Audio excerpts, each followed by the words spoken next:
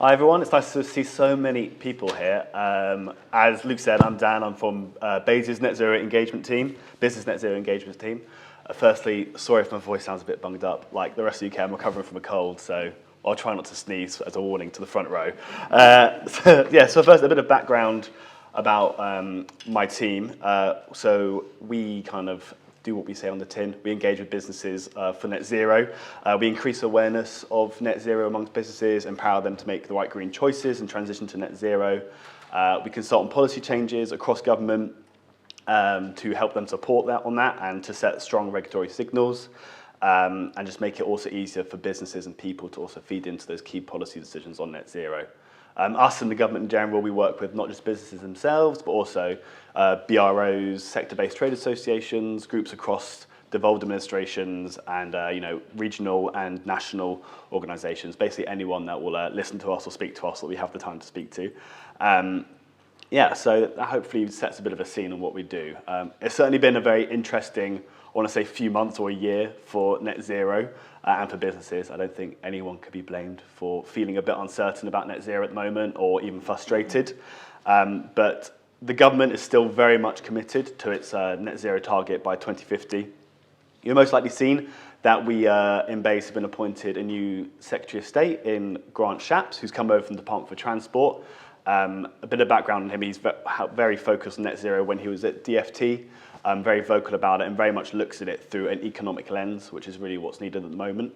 We're also keeping on Lord Callanan and Minister Stewart. Again, both very supportive of net zero. Minister Stewart staying on as the Energy and Climate Minister and has been working on climate change for decades now. And we're also been appointed Kevin Hollenrake as the Minister for Enterprise, Markets and Small Businesses. And again, he's very much pushed before the need to support businesses when it comes to transitioning to net zero. So I think to start off with, it's really nice to have this solid team in place driving forward actions. A lot of them have just come back from COP and have a bit of a buzz, and they're very ready to kind of continue their business engagement, which is really exciting to see. I guess a bit of context in the last kind of few decades is the UK's already made good strides towards net zero. We've grown our economy and cut our emissions by over 44% between 1990 and 2019, making us the fastest G7 country to do so. We've also have almost 3,700 small businesses signed up to the UN's Race to Net Zero initiative, which accounts for 70% of the global total, which is great. And that's as well as 2/3 of the FTSE 100. We also recently had the 1-year anniversary of our net zero strategy, which was published last October now. Which still very much remains government policy, and we're very much committed to the targets and ambitions in that. So research indicates that the global market opportunity for UK businesses from net zero could be worth more than £1 trillion in the next 10 years. That's in total cumulative revenue. And the UK enjoys a comparative advantage across a number of low carbon technologies like CCUS, offshore wind, and also green finance. But if we want to continue to deliver on the economic opportunity for UK households and for businesses, we just need to continue to make sure we're an attractive place to invest. We've been successful to date with 24 billion of new investment committed last year across net zero sectors, and the policies brought forward in the net zero strategy and the energy security strategy will generate up to £100 billion of private investment by 2030. Although we do recognise the need to go further, it's going to have to be more like 50 to 60 billion kind of in the late 20s and into the 30s. However, many businesses, particularly SMEs, still face substantial challenges in decarbonising. The SAGE and International Chamber of Commerce just did a really good bit of research, and they've said that SMEs are generating 44% of the UK's non-household greenhouse gas emissions, which is a big chunk of the pie. It also shows that SMEs want to be greener, but 90% feel restrained by obstacles, things such as cash flow and knowing where to find the right solutions. And that only 36% of SMEs have actually publicly communicated a net zero target as part of their efforts. So there's still clearly a lot of work to do. Many businesses, many companies have kind of done the easy wins. They've installed light bulbs, they've put in smart meters, they've done installation where they can. I actually helped panel the judging for the edie Awards last Friday, and I was just super impressed at the innovative approaches so many companies are taking. But it's time they need more to do more now, and we need to make sure businesses understand the pathways to decarbonise and that they have the support to do so. So the B5 and other various trade associations have been in touch, whether it by the Net Zero Review or directly with ministers, to kind of outline their top policy asks from government and what businesses need to see in order to transition to net zero. I think one of the major themes coming out of that is the how the net zero and the energy price and energy crisis come hand in hand, and that in order for many businesses to address net zero, first they need to address that. If a business can reduce its energy use, it will benefit the finances and emissions. So with the dramatic rise in energy prices, many businesses are struggling just to stay afloat or in survival mode, let alone have time to have the resource and dedication to focus on net zero. So with Russia weaponizing energy across Europe, we need to make sure we reach our net zero target in a way that is protects our energy security and is also pro-growth and pro-business. So that's where the Chris Skidmore review came in, and hopefully that will report very early January, we're hearing. Although I think government is going to get a quick sight of it in mid-December. And the view is effectively ensuring that we deliver on our legal commitment to reach net zero by 2050, in kind of given the new economic landscape and context. There was a fair amount of initial concern, I think immediate concern when the net zero review was announced. We had a lot of people kind of asking us, like, does this mean you're going to kind of deprioritize it? Is this kind of a way of like shuffling under the rug? And it's very much the opposite. It's kind of a positive step to ensure the net zero is a solution to the energy crisis and the cost of living and not a burden to it. So kind of, there's those three main pillars to it is, one, ensuring that net zero delivers maximum economic growth and investment, driving forward jobs, private investment, exports across the UK. Two, to make sure that it supports UK energy security and affordability for consumers and businesses, and the need to really rapidly increase our energy supply and production. And finally, is to minimise costs borne by businesses and consumers, particularly in the short term as they kind of navigate this challenging time. So firstly, a big thanks. I'm sure many of you have fed into the review. It might have been directly via the call for evidence. You might have even engaged with the Net Zero Review team and Chris Skidmore himself. So firstly, thanks for everyone that's done that. I'll touch on it a bit towards the end, but we're hoping to see kind of plenty of positive action and clear direction for businesses after the publication of that review. Also, in recent conversations with businesses and various groups, it's very clear that one thing many businesses need is the need for greater support in energy efficiency.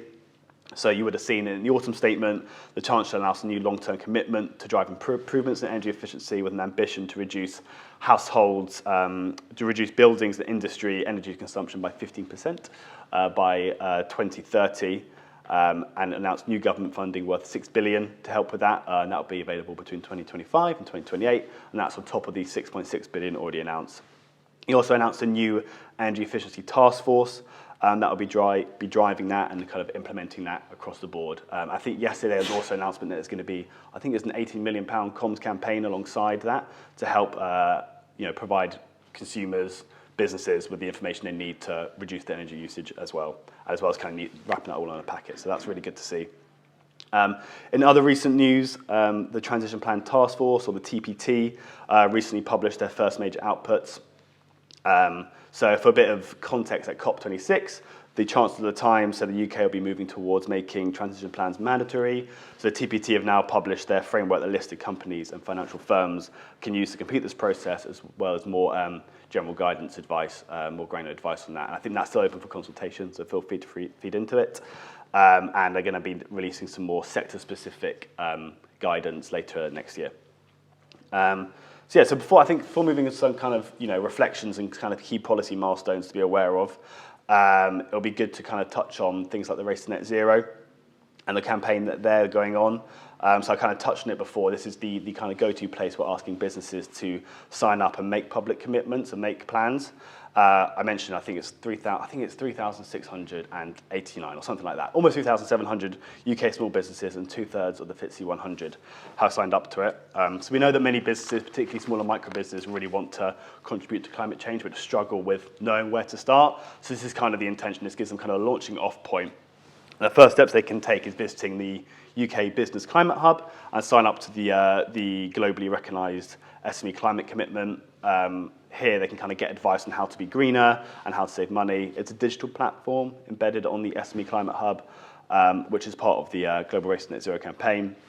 And signing up allows businesses to publicly commit to become greener, plan the steps they'll take to get there, and show customers they're serious about climate. So just by registering their email address, they get kind of a suite of tools, including a carbon calculator that tracks Scope 1, 2, and 3 emissions. That was developed by Normative and Google. And a climate fit modular education course as well. And soon, actually, that carbon calculator will be linked to the CDP's SME climate disclosure framework. And there's a lot of work going on how that can that site can carry on being improved and have much more sector-specific pathways on it. So I guess a plug for that if any businesses haven't signed up to that. There's a route for large businesses and a route for small businesses. So do go ahead and sign up for that if not. So yeah, I guess kind of summarize, I guess the political uncertainty of the last few months has meant that policies simply haven't happened at the pace they should do. I don't think government is at all blind to that and very much understands the need to provide policy certainty and direction at this time. As I said, there's a few key upcoming milestones, the main one being the Chris Gidmore review, which is kind of like the linchpin for everything at the moment. As I said, it'll be published shortly before Christmas. I think they've got something like 60 recommendations at the moment for government, clear recommendations, actions for government to take forward. I think government will be obviously planning a response to that, likely sometime in March, though that hasn't been confirmed yet. So that's going to be a big driving force going forward, and a big focus for 2023 onwards is how can we take forward those actions. And we're hearing that it's very business focused at the moment, and a lot of action for businesses, which is very much needed. There's also, as I said, the upcoming Energy Task Force that will be announced soon and outlines plans to reach our new ambitions. As mentioned yesterday, there was also the campaign plan that was announced. There's also the bill support for businesses.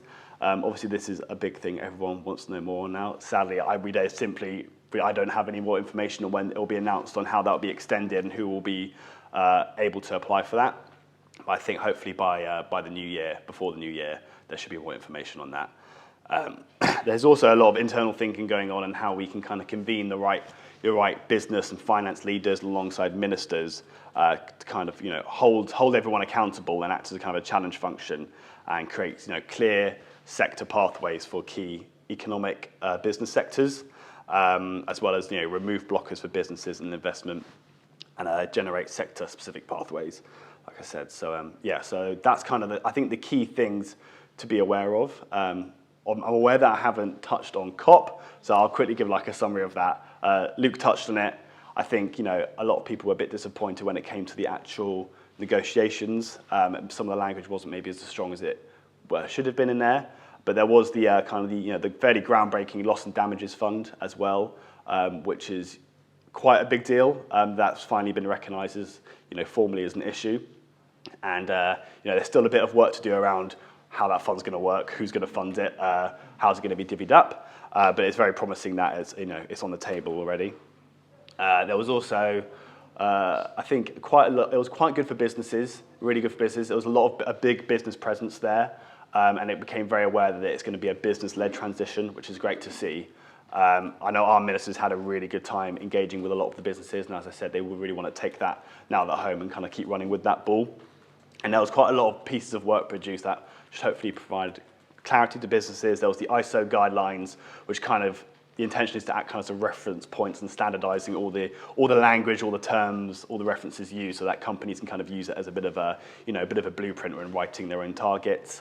There was the transition plan task force outputs that I mentioned before, and there was also the report on greenwashing, which providing kind of those 10 clear recommendations on how that can be avoided. So I think in total, I think it was good for providing businesses with clarity, and there were some good steps made there.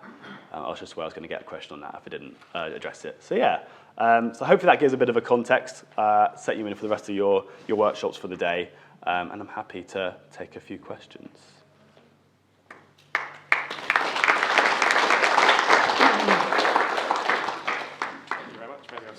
Yeah. Thanks so much, Dan. So yeah, much needed progress update where you're able to give one on policy. As mentioned, Dan has kindly agreed to take 1 or 2 questions from the audience. I've been told we don't have handheld mics, so you will have to just shout and speak up. But does anyone have any questions while we've got Dan from BEIS here? There is a hand that's shot up. If you can let us know who you are, where you're from, and then just keep the question concise if possible. George Richards, JRP Solutions. Very disappointed with ESOS Phase 3. I In essence, I think you kick the can down the road in not tying it closer to net zero ambitions. So what's the plans for phase 4, and are they concrete, or is it going to be kicked down the road again? I mean, the short answer is I'm not too sure on that. Like, unfortunately, I just don't have the details. I think for a lot of things, I do agree it must look like it's kicking the can down the road. I think I said the last few months has been disappointing policy progression-wise. I think what I'll say is it'll be a matter of waiting for the net zero review. Like I think that's when waiting for those actions is kind of going to be a starting off point. So again, not a great answer, but I think it's waiting for that. I think also like there's been having to be a lot of prioritizing over what refers to net zero. For example, there's the energy efficiency campaign, which is obviously a very good thing and is very tied into net zero. But I think the lot of focus on that is going to be about cost of living rather than referencing net zero. So just that as an example, it's kind of we're having to produce this, and if we're kind of taking the wins where we can. So if it means something good happening, but maybe not referencing net zero at the moment, we're kind of like, well, as long as that gets done. So hopefully there'll be more on that coming down the line. But sorry, that's not much of an answer. Yes, question here. Yeah, thanks, Dan. Paul Tyne from Grimshaw Architects. I appreciate you're into business engagement, but when I look at government, I look at it as a business as well. I mean, it runs at the state, it's got a huge spend and a real leverage around procurement. So my question to you, do you believe or do you think that government is organising its own business in a way that is compliant to net zero carbon? And if you do, and recognising that we need to go further, what is it that you would recommend? Recommend to government? Yeah, to yourselves. What are you doing? I think it is. I think you would have seen a lot in the headlines about making the government more efficient and leaner when it comes to kind of particularly procurement. I think there's a big focus now on how can we not, I guess we're not eliminating anything, but how can within the departments redistribute the weight so that the more priority areas have more support. So I think that's a key thing for government, and I think it's also about setting ourselves our own targets and our own structures in place. So I touched on about trying to convene this group at the moment, or talking about convening this group that can kind of sits outside of it and can hold kind of that accountability function and that challenge function. And I think making sure we have plenty of those systems kind of in place to hold us accountable, I think is a key to kind of making sure we're running as effectively as possible and kind of preaching what we do sort of thing. Couple of hands at the front here, and this will probably be the last few questions. So we'll go in the order of your story. Yes, Rion Margot from Kimberly-Clark. We're a big consumer products company, energy intensive, and we have explored a lot of net zero technologies, the most innovative. We have a list of issues, roadblocks. How do you actually engage with business? I mean, this is a good title, but in practical terms, what does it mean and what's the mechanism? That's a really good question, yeah. To actually give you everything that we are learning and help eliminate barriers. So like I said, a lot of what we do, because we're a small team, so we do rely a lot on the relevant trade associations, so we do have regular catch-ups and do speak to regularly, and then coming forward and be like, right, we've got an issue with this, or like them collating more of the cross-cutting issues and coming to us, and then the process, we'll kind of distill that, speak with them, and kind of act as like the middleman between them and ministers if needed, sending up the relevant advice and testing the relevant waters. I think this is a lot of why we kind of set up relevant groups as well to push that forward, and that's a big goal going forward. And I think where we can, we'll engage with businesses directly, but as I said, we are a small unit. So I think we do rely on kind of those cross-cutting groups to reach out to us. So if you're a member on any of them,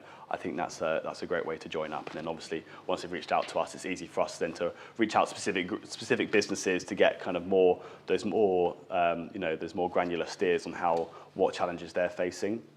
But I think a lot we've relied on before is, like I said, we worked with the Broadway Initiative to go out with a number of not just the big five, but lots of sector-specific trade associations, and be like, right, and ask them to go out to their members and the people they work with and be like, right, what are the issues? And then kind of working with groups like Aldersgate Group and Broadway Initiative to kind of like lobby that within government and with ministers is a big part of our process. Yeah, actually my question was really similar to his. Yeah. Thomason from JLR.